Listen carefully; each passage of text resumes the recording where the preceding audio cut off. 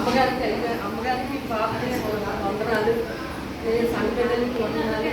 మళ్ళీ చెప్పే సాక్షులు ఏంటంటే మరి మా అబ్బాయి విషయంలో అయితే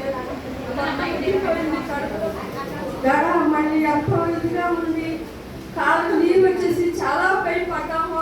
5 వారం రోజులు ఆసుపత్రిలో ఉంచాము. దేవుడు మరి రిపోర్ట్లన్నీ చూసి ఏమీ లేదని దేవుడు క్షేమము మా కుమారుడు ఇంటికి పంపించాడు. అలాగే కుమార్తె విషయంలో కూడా మళ్ళీ దేవుడు మా పట్టి ఎన్నో కార్యాలు చేశాడు. మా అమ్మాయికి 3 నెలల క్రితం ఆపరేషన్ పెద్దపడినమ్మ ఆపరేషన్ చేయాలి అని అన్నారు. అంటే నేను ఉందన్నా అమ్మాయి ఇప్పుడు పిల్లలు చదువులు కదా మరి మే నెలలో చేయించుకుందు, ఇప్పుడు ఆగిపోనన్నా నేను సరే అమ్మానని. మళ్ళీ అమ్మ మే నెలలో వచ్చిన ఆసుపత్రికి వెళ్ళిరా అన్నాను. వెళ్ళిరా అమ్మ అన్న.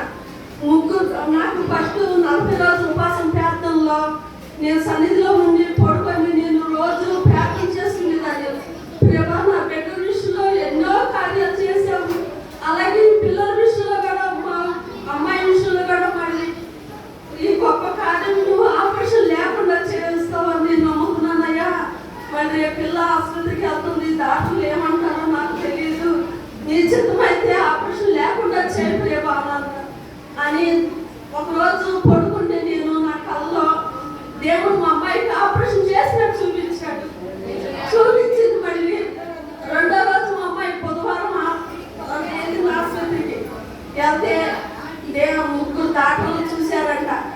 3 డాక్టర్లు చూసి అమ్మా నీకు ఆపరేషన్ లేదమ్మా అని అన్నారంట. దేవుడు ఎంతో గొప్ప కార్యం మా పట్టి చేసి స్క్రీన్ మీద కూడా చూపించాడు. ఇంటికి వచ్చి ఎంతో నవ్వుతాక అమ్మా నాకు ఆపరేషన్ పడదని చెప్పాడు.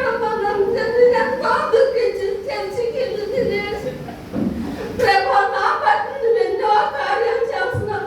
సంఘ బిడ్డలు చేశాను నిత్యానంద బట్టి ఎప్పుడు ప్రార్థన చేసిన బాబు నా బిడ్డ కోసం ఆ చెవులని రక్తం ప్రోక్షణ